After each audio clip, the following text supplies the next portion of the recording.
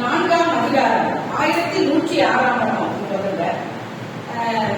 4வது அதிகாரத்தில் பழைய ஏற்பாட்டினுடைய கடைசி புத்தகம் மல்கியா. அந்த கடைசி புத்தகத்தில் கடைசி அதிகாரத்தில் 4ஆம் அதிகாரத்தில் உள்ள 2வது வசனத்தை எல்லாரும் நம்ம சேர்த்து வாசிக்க போகிறோம்.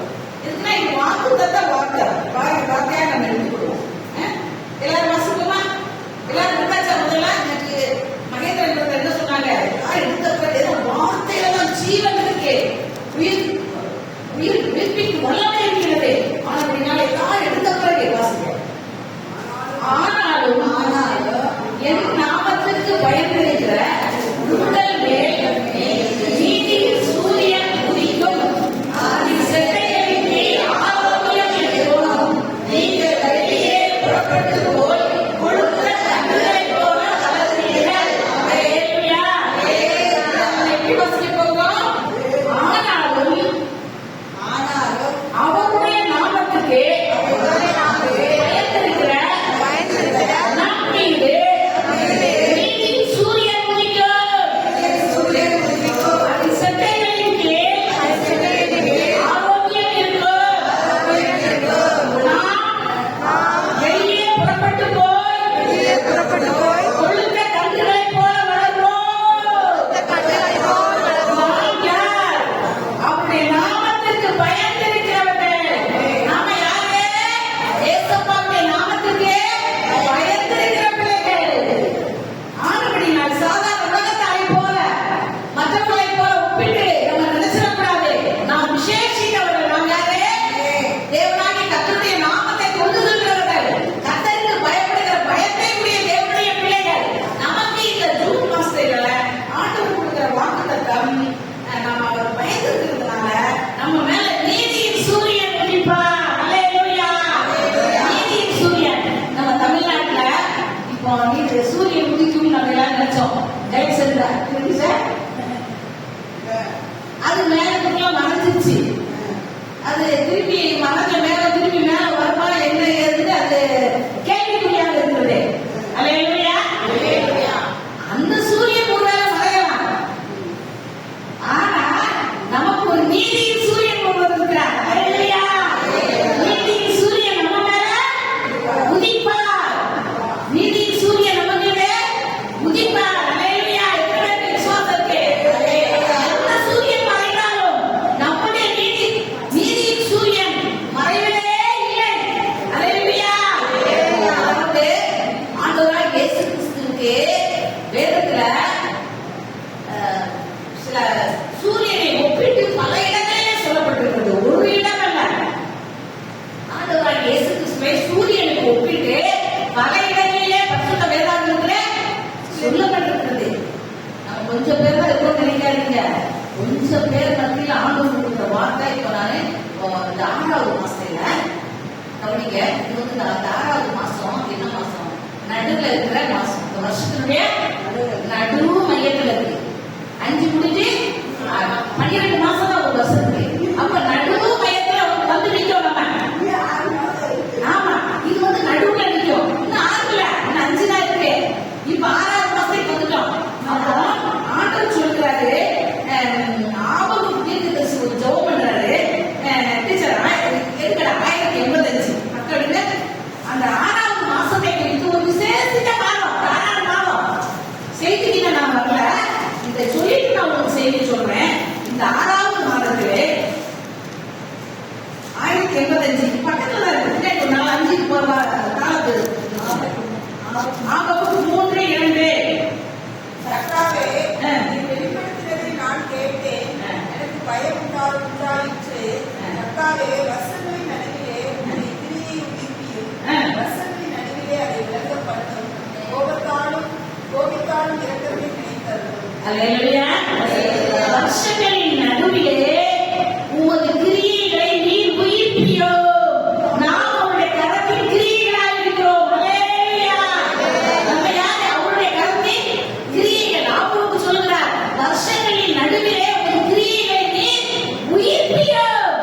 5 மாதங்கள் இல்லாத ஒரு பலன், ஆசீர்வாதங்கள் 5 மாதங்கள் நாம் அனுபவிக்காத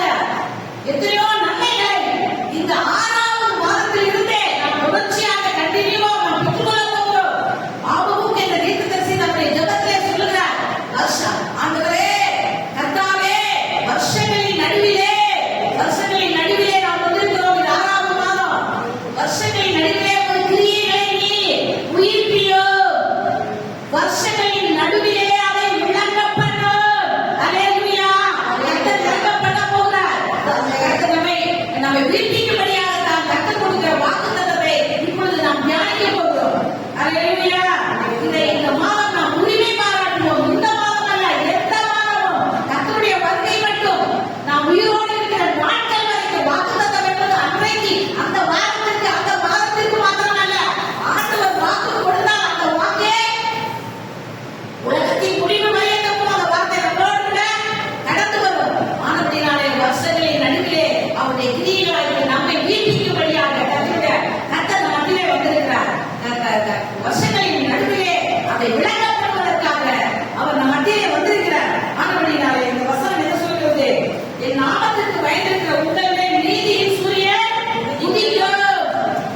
எந்த சூரியன் மறைத்தாலும் பரவாயில்லை, நீதியின் சூரியன் நம்மை விட்டு விலகவே மாட்டார். அவர் அஸ்தமிக்கவே மாட்டார். அஸ்தமிக்காமல் அவர் என்ன செய்வார்? நம் மீது உதித்துக் கொண்டே இருப்பார். அல்லேலூயா. முதலாவது அவருடைய நீதியின் சூரியன் நம் மீது உதிக்கும் போது நல்லா கவனிங்க. இந்த 6வது மாதத்தில் 6 விதமான ஆசீர்வாதங்களை நாம் பெற்றுக்கொள்ள போகிறோம். இது ஒரு பெரிய செய்தியே. நேரம் இல்ல, நான் கடைகளை சொல்றேன். நீங்க எழுதுறப்ப எழுதிக்கோங்க, உங்களுக்கு பிரயோஜனமா இருக்கும். இந்த 6வது மாதத்துல 6 விதமான ஆசீர்வாதங்களை நாம் உரிமை பாராட்ட போகிறோம். இந்த வசனத்துல இருந்து, அதாவது கலிக்கியாவின் புத்தகம் 4ஆம் அதிகாரம் 2வது வசனத்திலே, நீதியின் சூரியன் நம்முடைய வாழ்க்கையில உதிக்கும் பொழுது நமக்கு கிடைக்கிற, நாம் அனுபவிக்க போகிற, நாம் பெற்றுக்கொள்ள போகிற ஆசீர்வாதங்கள் என்ன என்பதை குறித்து நாம் இப்பொழுது பார்க்க போகிறோம். இதை பார்க்கிறோம். அதாவது முதல்ல குறிச்சுக்கோங்க, ஆரோக்கியம் உண்டாகும். நீதியின் சூரியன் நம்முடைய வாழ்க்கையில உதிப்பாரானால் ஒவ்வொரு தேவனுடைய பிள்ளைகளுக்கு என்ன உண்டாகும்? ஆரோக்கியம் உண்டாகும். அல்லேலூயா. ஆமா, அதாவது சூரியன் வந்து காலையில உதிக்க வச்சு கொடுங்க. உதிக்காம இருந்தா என்ன இன்னைக்கு நல்லா இருக்கும், நமக்கே நல்லா இருக்கும். என்ன இன்னைக்கு சூரியனே உங்களுக்கு மூடி போய் கிடக்கு சொல்லுமா இல்லையா? அந்த சூரியன் உதிச்சாதான் என்ன செய்யும்? ஒரு கழிவுறுதல், ஒரு உற்சாகம், ஒரு சந்தோஷம் உண்டாகுமா இல்லையா? கடவுள் ஆண்டவர் படைத்த, அவர் படைத்த கிரியை, அவர் படைத்த ஒரு படைப்பு தான் சூரியன். அவர் படைத்த எல்லா கிரகங்களிலும் ஒரு பெரிய கிரகம் தான் என்னது? சூரியன். அவர் படைத்த சூரியனை பார்க்காம இருந்தாலே நமக்கு டல்லா இருக்கு, சோர்வா இருக்கு. என்ன இப்படி ஓடிக்கிட்டு இருக்கு? என்ன இன்னைக்கு ஒரு மாதிரி இருக்கு? காயப்போட வேண்டியது போட முடிய மாட்டேங்குது. செய்ய வேண்டிய வேலை இல்லாம செய்ய முடிய மாட்டேங்குது. அவர் படைத்த சூரியனுக்கு இவ்வளவு வல்லம் அவர் கொடுத்திருந்தாங்கன்னா, அவர் படைத்த சூரியனிலே இவ்வளவு ஆரோக்கியம், இவ்வளவு பிரயோஜனங்கள் நமக்கு இருந்தா, நீதியின் சூரியனாகிய கர்த்தர் நம்முடைய வாழ்க்கையில உதிப்பாரானால், அவருடைய பிரகாசம் நம்ம மீது படுமானால், நம்முடைய ஆவிக்குரிய வாழ்க்கையில நமக்கு இவ்வளவு ஆரோக்கியம் உண்டாகும். அல்லேலூயா. அதாவது விட்டமின் டி வந்து இந்த காலையில உதிக்கிற சூரியன் இருக்காங்க, அது போய் எல்லாருமே என்ன செய்யணுமா? ஒரு நேரம் ஒரு 10 நிமிஷம் 5 நிமிஷம் நிக்கணுமா? இத விசுவாசிகளும் தெரிஞ்சுக்கோங்க. இது வந்து சயின்டிபிக் ப்ராப்ளம் லைஃப்ல போடப்பட்ட ஒண்ணுதான். அதாவது ஒரு 5 நிமிஷம் ஒரு தண்ணியிலையோ போய் நின்று அந்த வெயில் வந்து நம்ம தோல்ல படணும். சில வியாதிகள் வராது, சில பாக்டீரியாக்கள் அழியும், கிருமிகள் அழியும். நம்முடைய தோல்ல ஒரு நல்ல பலன் உண்டாகும், ஒரு சைனிங் உண்டாகும். ஆண்டுடைய பிள்ளைகள் நல்லா எல்லா விதத்திலும் நாம் ஞானம் உள்ளவர்களாக, தெளிவுள்ளவர்களாக இருக்கலாம். நம்ம நல்லா பிரைட்னஸா இருக்கிறத கர்த்தர் இருக்கிறாரு.